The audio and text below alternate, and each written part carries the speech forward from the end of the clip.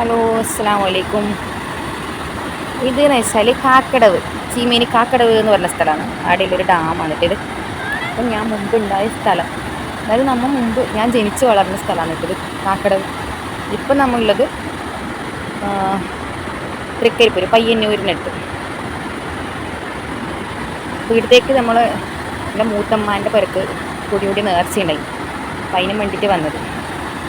കുറേ കാലങ്ങൾക്ക് ശേഷം ഇത് കാണുമ്പോൾ അതൊരു പ്രത്യേക രസമാണ്. അത് നമുക്ക് ഈടുണ്ടാകുന്ന സമയത്ത് ഇതിനൊരു വലിയ കാര്യം ഉണ്ടായിട്ടില്ല. ദിവസം വൈകുന്നേരം ചായയിൽ പോലും കുളിക്കലും വലിയ വിഷയം ഉണ്ടായിട്ടില്ല. കുറേ നാളത്തേക്ക് ഇത് കാണുമ്പോൾ എന്തോ ഒരു പറഞ്ഞറിയിക്കാൻ പറ്റാത്തൊരു രസമാണ്. അത്ര പാങ്ങുണ്ട്.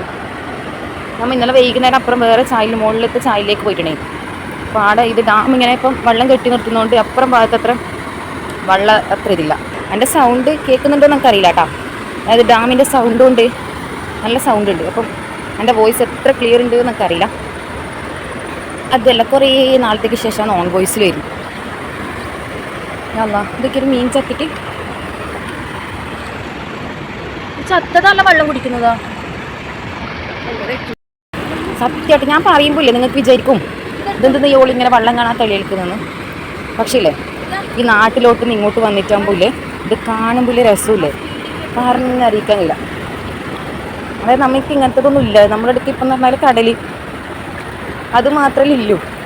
പിന്നെ പുഴയുണ്ട്, ചാലില്ല. പുഴയെന്ന് പറഞ്ഞാൽ ഉപ്പുംവെള്ളത്തിൻ്റെ പുഴ.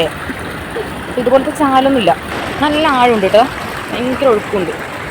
വീണാൽ അങ്ങ് ഏടെ കാര്യം കൂടെ പുഴയല്ലേ, ആടെ ഒരു ഒത്തും ഇതിൽ വീണതിന് അറിയില്ല കേട്ടാ, ഒത്തുമായിരിക്കും. ആണെങ്കിൽ ലൊക്കേഷൻ പറഞ്ഞു കേട്ടാ, വരുന്നാളെല്ലാം വന്നോ. ചീമേനി കാക്കടവ്, കാസർഗോഡ് ജില്ലയിൽ.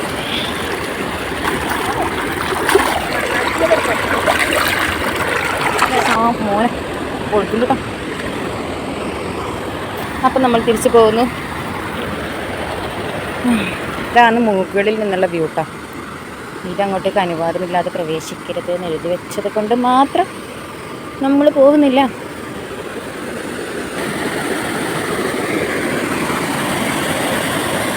ആകെ നമ്മൾ നേരത്തെ ഉണ്ടായ സ്ഥലം.